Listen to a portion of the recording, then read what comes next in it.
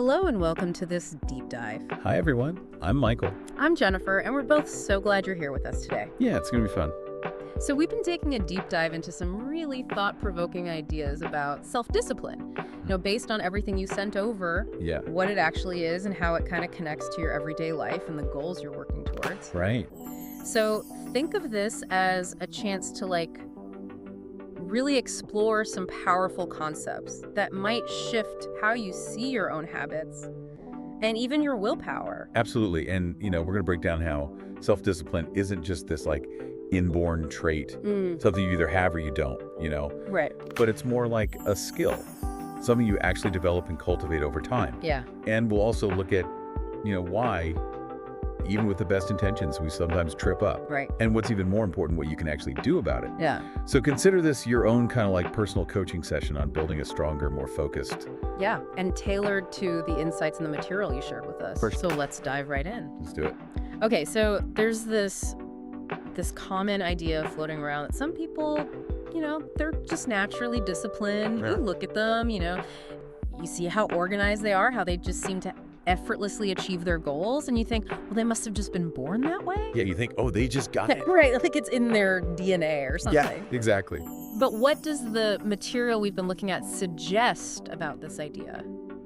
Oh, it's a really, widespread belief, and it can be pretty discouraging, right, if you feel like you're always struggling to keep up. Yeah. But what's fascinating is that when you dig a little deeper, you often find that these seemingly effortless, disciplined individuals, they didn't just magically appear that way. Right. They've actually built those habits over time. Right. And it often starts with surprisingly small steps. Okay, so small steps, not some big grand, shift. Exactly, yeah. And the sources you gave really highlight this. They do, Yeah. like the story of Daniel, for instance. Yeah, what about him? He wasn't naturally disciplined. Yeah. He was actually quite the opposite. Yeah. He was always late, leaving tasks unfinished, even struggling with exams, Yeah. And it really highlights that feeling I think so many of us have, Right. we wish we had stronger willpower. Right. So the takeaway here is not that some people are just born with discipline. Not at all, no. Right. Daniel's early struggles are something a lot of people can relate to. Yeah. I mean, he didn't just suddenly wake up one day with this iron will, right? Right. His story really shows that self-discipline, it's a developed ability, not a fixed trait. Okay. And that desire he had for more willpower, that's the crucial first step, Yeah. is recognizing that you need a change. Yeah. It's like realizing you want to run a marathon, Right. right? You don't just show up at the starting line. Right. You got to train. You got to train, You got exactly. to put in the work. Yeah. And that actually brings us to this muscle analogy that I thought was really insightful in the material. Yeah, what's up? You wouldn't expect to walk into a gym and just lift a massive weight without any prior training, No way. right? It takes consistent practice building strength gradually over time. Yeah. And the same principle applies to discipline. I like that analogy because it really shows how active that process of building self-discipline is, Yeah. and how gradual it is. Right. You start with something manageable, and through consistent effort, you slowly increase your capacity, Okay. just like you would with physical exercise. Right. There will be times when it feels tough, right? Yeah. You might even feel like you're not making any progress, Yeah.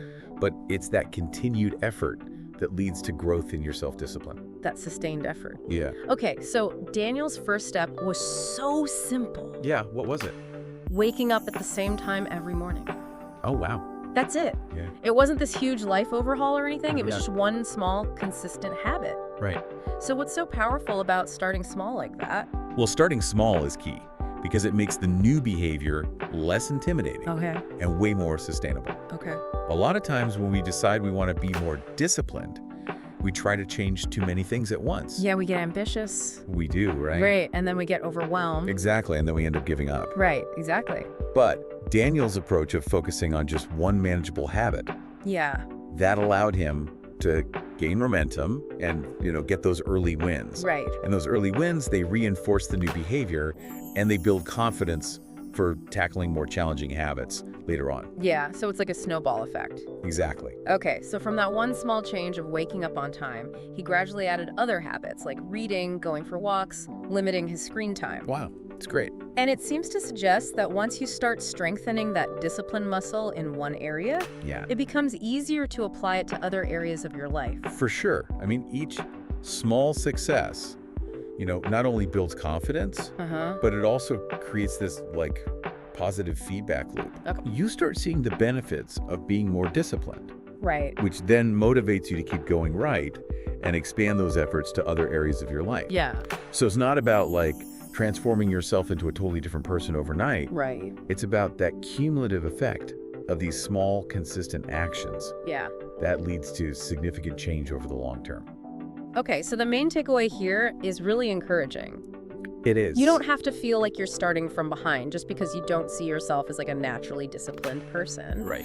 You can start small and gradually build that discipline. Absolutely. Just pick one small habit you can consistently stick to starting today. That's a great place to start. Okay, now let's shift gears a bit Okay. and talk about this idea that having solid systems in place is often more effective than relying solely on motivation. Right. Because let's face it, motivation, it can be so flaky. It can be, yeah. One day you feel super driven, Yeah. ready to tackle your to-do list, and the next day it's like, poof, gone. Yeah, it's like where to go. Right? Yeah. Right. That's a really common experience. It is. Motivation can be great for that initial spark. Yeah. But as our sources point out, it's not a reliable long-term strategy. No. It's kind of like relying on a sugar rush to run a marathon. Oh, yeah. You'll get a burst of energy at the start, Mm-hmm. but it's not going to last. You're going to crash. You're going to crash hard. Yeah. And that's where having well-designed systems comes in. Exactly. The material uses this analogy of building a house. Yeah. What about it? You wouldn't just show up at a construction site and hope that a house just magically appears No. based on how you feel that day. Yeah, no blueprints, no plans. Right. You need a blueprint, a systematic approach to make Yeah. sure each brick goes in the right place. Yeah, absolutely. And building anything of lasting value, whether it's a house or a disciplined life, Yeah. it requires structure. Relying just on motivation, it's like trying to build that house with sporadic bursts of enthusiasm. Yeah. You might get a few walls up, Maybe. but without a solid plan and consistent execution, you're not going to end up with a stable structure. No, it'll fall apart. It'll fall apart. Yeah. And systems, they provide that blueprint, Right. and they ensure consistent progress regardless of your mood swings. Yeah. Now, there's this example in the material about Daniel who wanted to read more, Oh, yeah, I remember that. but he was always forgetting or getting distracted. Happens to the best of us. Right, we've all been there. Yeah. We've all had those intentions, like I'm going to exercise more, I'm going to eat healthier, Yeah. but, just wanting it isn't enough.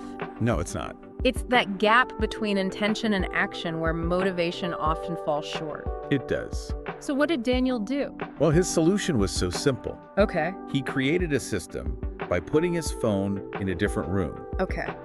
and leaving a book on his pillow. So it wasn't about suddenly having more willpower to resist his phone. Right. It was about designing his environment to make reading the easier, the more natural choice. It's like removing the temptation. Exactly. Ooh. Make it easy on yourself. Yeah, and it's these small, often subtle tweaks to our environment that can make a huge difference in our habits. They really can. And that brings us to this quote from Brian Tracy. Successful people are simply those with successful habits. I like that one. Right. It really emphasizes that our daily routines, which are often driven by systems, are the foundation of achievement. They are our habits. They become our default mode of operation. Yeah. And when we have good systems in place, the actions we want to take become more automatic. Okay. They require less conscious effort Yeah. and less reliance on that fickle motivation. Right. So it's a clear progression. You create the systems. The systems help you form the habits. And the habits over time lead to the results you're aiming for. Okay, so you're saying it's like a chain reaction. It is, yeah. Okay, so the material also introduced this concept of if-then planning as a way to kind of pre-program your responses to common situations. Uh-huh. Yeah. Yeah, like if I finish work at 6 p.m., that'll go for a 15-minute walk. Right. Exactly. So how does this simple structure help? Well, if-then planning it leverages how our brains form associations. Okay.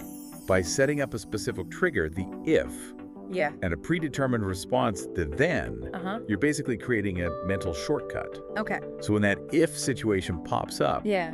your brain is already primed with then action, Yeah. making it way more likely you'll follow through without having to think about it too much or rely on willpower. Right, so it's like automating good decision making. It is, to some extent. And there's this other example. If I feel like eating junk food, then I'll drink a glass of water and wait 10 minutes. Oh yeah, that's a good one. I like that one because it doesn't completely forbid the craving. No, It just puts a little pause in there. it does. You know, a moment for that initial impulse to maybe subside. Exactly. Right. It's about creating a small obstacle to the less desirable choice Yeah. and giving yourself a chance to think twice. Right. And often that brief delay is all you need to disrupt that urge Uh-huh. and make a more conscious choice. Okay. You know, one that aligns with your long-term goals. Yeah. It's a simple but powerful way to manage those immediate desires Right. and build healthier habits. Yeah, and like the material says, it's about being prepared, not about being perfect. Right. You know, there will be times when you slip up. Yeah, of course. But having those if-then plans in place makes it much more likely that you'll stay on track overall. For sure. Okay, so now we've got this ice cube story, which I thought was such a great analogy for how habits and discipline work. Yeah, I like that one. You know, you steadily apply heat to an ice cube degree by degree, Yeah. and for a while it seems like nothing's happening. Yeah, right. It just looks like an ice cube. Yeah. But then all of a sudden you hit that crucial point, that 32 degrees, Yeah, and boom, transformation, the ice melts. it melts. So how does this apply to our efforts to build self-discipline? Well, it shows how progress can be invisible when it comes to building habits and self-discipline. Right. For a long time, you might be putting in the effort, making those small discipline choices, Yeah, and yet you don't see any big changes on the outside. right. And that can be discouraging. It can be. Yeah, it can feel like you're getting nowhere. Yeah. But just like with that gradually warming room, Yeah. your consistent actions, they're accumulating beneath the surface. Okay. And that breakthrough, it often seems sudden, Yeah. but it's actually the direct result of all that previous effort. Okay, so it's about trusting the process, It is. even when we don't see immediate results. Yeah, have faith in the process. Okay, so we've talked about how discipline is built, not born, Right. and the importance of systems over that fleeting motivation. Now let's look at how our surroundings can really affect our ability to be disciplined. Okay, good idea. You know, this idea that we're not always stronger than our environment, That's a big one. it's powerful. It is. We often underestimate how much our environment shapes our choices. We do. Yeah, often subconsciously. You know, Right. we like to think we're totally in control of our decisions. Yeah, we have free will. We do. Yeah, But our surroundings can either support our goals or sabotage them. they really can. Yeah. Like, think about trying to eat healthy in a kitchen that's full of junk food Oh, yeah. compared to one that's stocked with fresh fruits and vegetables. That's a good example. Right. It's a constant battle of willpower when temptation is right there in your face. It is. Right. When those less healthy options are easy to get to, you know? Yeah. It takes a lot of effort to resist them. Yeah. And over time, that constant struggle can wear you down. Yeah.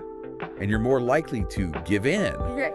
But when healthy choices are the default, you know, Uh-huh. when they're what's readily available, Yeah. it's much easier to make those good choices. Right. It's like the path of least resistance leads you in the right direction. It is, yeah. And this leads to that simple but profound principle: make the good choice easy and make the bad choice hard. Love that one. Right. It's so straightforward. It is. But how often do we actually put it into practice? Not often enough, I'd say. Right. Yeah. It's about being proactive. Yeah, You know, designing your environment to support the behaviors you want right. instead of relying on willpower to overcome all those triggers around you. Yeah, it's about working with your natural tendencies, not against them. Exactly. Yeah.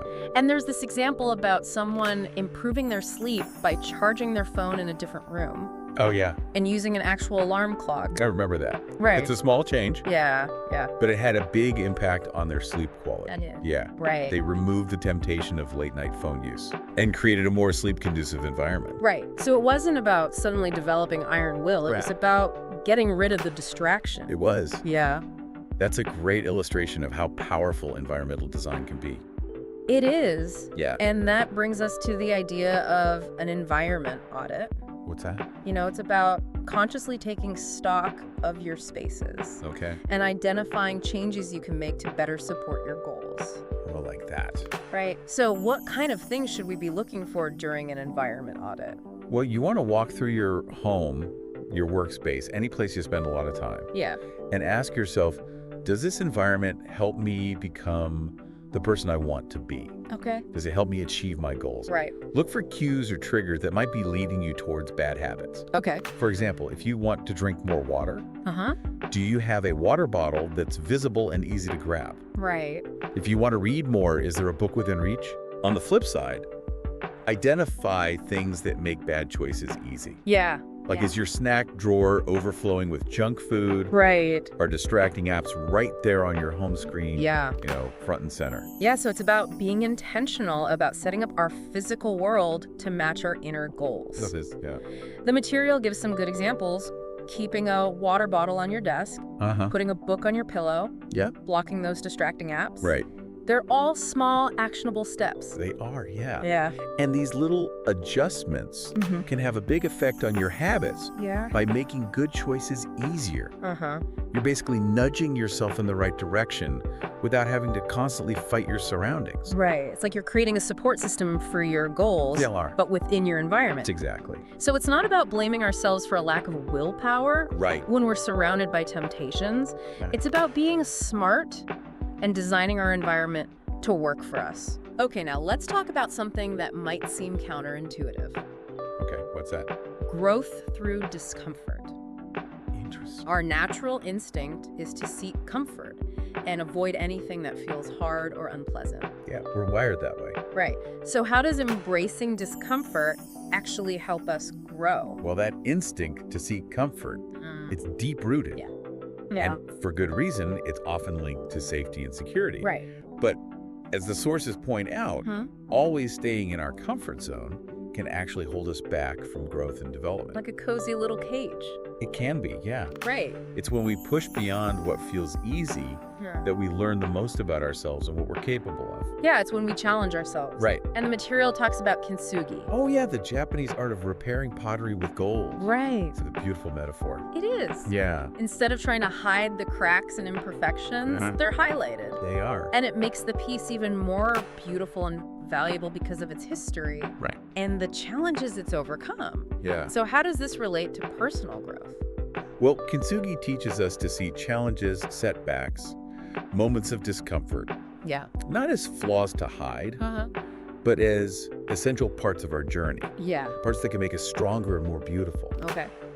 Just like the golden kintsugi highlights the repairs, our experiences of overcoming discomfort, Yeah. they can add depth and resilience to our character. Right. It's about appreciating the whole process, Yeah. including the tough parts. The messy parts. Yeah, exactly. And there's this quote from Tony Robbins, all growth starts at the end of your comfort zone. So true. It's a powerful statement. It is. Right. It highlights how important it is to step outside of what feels familiar and easy if we want to learn and grow. Right. When we venture beyond our comfort zone, we expose ourselves to new experiences, challenges, perspectives, Yeah. and that leads to learning adaptation and an expansion of our abilities. Yeah. It's where we discover what we're truly capable of. Yeah. No. The story of Lucas and his cold shower challenge. Oh, yeah, I remember that one. That was pretty interesting, Oh, wait. right? He decided to take 30-second cold showers every day. Yeah. And that seemingly small and unpleasant act had a surprisingly big ripple effect in other areas of his life. It did. So what was the takeaway from his experience? Well, Lucas's experience shows how intentionally doing something difficult can build mental toughness and a sense of personal strength. Okay. It wasn't necessarily the cold water itself. Right. It was the act of choosing to face discomfort and push through it. Okay. That built his confidence to tackle other challenges he'd been avoiding. Right. So it's like he built up a reserve of mental toughness He did, yeah. by conquering that daily discomfort. That's a good way to put it. Right. And then that resilience transferred to other areas of his life. Exactly. Okay, so the mountain climber metaphor. Oh, yeah, I like that one. Right. That's a good one. The base of the mountain is comfortable and easy, but the view is limited. Right, you can't see very far. To get a better view, you have to climb. Yeah, And that means facing some discomfort. for sure. Right. The mountain climber metaphor shows that there's a trade-off between staying comfortable and achieving great things. Okay. Staying at the base might feel nice in the short term, Yeah. but it also limits your potential. It does. To reach the summit, you have to be willing to venture into challenging and uncomfortable territory. Right. And the reward is a much more fulfilling view. It's a better perspective. It is, yeah. And the challenge in the material to find just one small mountain to climb each day, Yeah. whether it's waking up a little earlier, resisting that sugary snack, Right. or limiting social media time, Yeah. it makes this whole idea of growth through discomfort seem more manageable, It does. right? Instead of trying to overhaul our entire lives. Yeah, baby steps. Right. Exactly. Each small mountain you climb, Yeah. each time you push past your comfort zone, Uh-huh. you build momentum and confidence. Hmm. It's about cultivating a mindset of continuous growth. Yeah, and that leads us to the concept of mental toughness, like a brick wall, Oh, yeah. right? Every time you push through a tough moment, whether it's a workout resisting distraction, speaking up when it's hard, Yeah. you're adding another brick to that wall You are building resilience. and making it stronger. Exactly. Okay, so embracing discomfort. Yeah. It's not about seeking out pain Oh. or being unnecessarily harsh on ourselves. Right. It's about recognizing that discomfort is a normal part of growth Yeah. and that by facing it, we build mental toughness. Absolutely. Okay, finally, let's talk about the power of delayed gratification. Okay. The material mentioned the marshmallow test. Oh, yeah. The classic experiment Right. with the kids and the marshmallow. Can you remind us what the key findings were? Sure. So the marshmallow test showed that kids who could resist eating one marshmallow right away Uh-huh. in order to get 2 marshmallows later, Yeah. they tended to have better outcomes later in life. Like what kind of outcomes? Well, they did better academically. Uh-huh. They had stronger social skills, Uh-huh. and they were generally more successful. Wow. Yeah, it really emphasized the importance of being able to delay gratification. So it's about being able to say not yet to an immediate desire It is. in order to achieve a bigger goal down the road. Exactly. And it seems so basic, It does, yeah. but it has huge implications. Huge. Yeah. It affects so many areas of life. And in our modern world with everything being so instant, instant food, endless scrolling, on-demand entertainment. It's everywhere. Right, we're constantly bombarded with opportunities for instant gratification. We are. Yeah, it's like we're living in a prison of pleasure, as the source puts It's it. a good way to put it. Yeah, it is. So what are the downsides of this constant availability of instant reward? Well, it can make it really hard to develop the patience and discipline we need to pursue more meaningful goals. Okay. Goals that require more effort and have a longer time horizon. The ease of getting instant pleasure, Yeah, it can trap us in a cycle of seeking those quick hits. right. And it can prevent us from engaging in activities that offer more lasting fulfillment, Okay, so it's like trading long-term satisfaction for short-term pleasure. in a way. And the material has this quote, "Easy pleasure creates hard lives. Hard choices create easy lives." That's a powerful one. It is, isn't it? It is. It really highlights that trade-off we make when we prioritize instant gratification. It does. Right. Indulging in easy pleasures might feel good in the moment, Yeah. but it can hurt our well-being, our goals, our overall quality of life in the long run. Right. It's like a short-term gain for a long-term loss. Exactly. But making those harder choices now, Yeah. putting in the work, resisting temptation, investing in our future, Right. that can lead to a more fulfilling and ultimately easier future. It can. Right? We can avoid the burdens of procrastination and Agreed. poor health, financial instability. Oh, those things, yeah. Now, there's a story about Anna who really wanted to start her own business, Yeah. but she kept getting sidetracked by distractions And that allure immediate entertainment. yeah, I remember her story. It wasn't that she lacked talent or ambition. No. It was a struggle with delaying gratification. Right. So how did she overcome that? Well, Anna's experience is pretty common, Yeah. That pull of distractions can be strong, It can. especially when you're faced with the hard work of pursuing a big goal. Right. So what she did was she implemented this simple rule: Okay, what was it? 1 hour of focused work on her business Okay. before allowing herself any entertainment. Okay, so she prioritized her work She did, yeah. over her immediate desire for fun. Exactly. It was a Yeah. deliberate exercise in delaying gratification, Okay. prioritizing her long-term vision. Right. And by doing that consistently, Yeah. she built her focus, her momentum, Okay. and ultimately achieved success. Through patience and discipline. Yeah. And this leads to the idea of the gratification gap. That time between putting the effort and seeing the rewards. Oh, right. Like going to the gym consistently for weeks Yeah. before you notice any real physical changes. Exactly. How do we deal with that gap without giving up? Well, the gratification gap, it can be a real test of patience. It can't. You need a certain amount of faith and persistence Yeah. to keep going when you're not seeing immediate results. Right. But the material uses this great analogy of the bamboo plant. Yeah. What about it? Well, bamboo spends years growing its roots underground Okay. before it shoots up above the surface. Right. So it's a reminder that significant growth often happens unseen Yeah. before it becomes visible. Okay, so it's happening even though we can't see it. It is. And to get through that gap, Yeah. we need to focus on the process itself. Right. Celebrate the small wins Uh-huh. and trust that the results will come, They will. even if we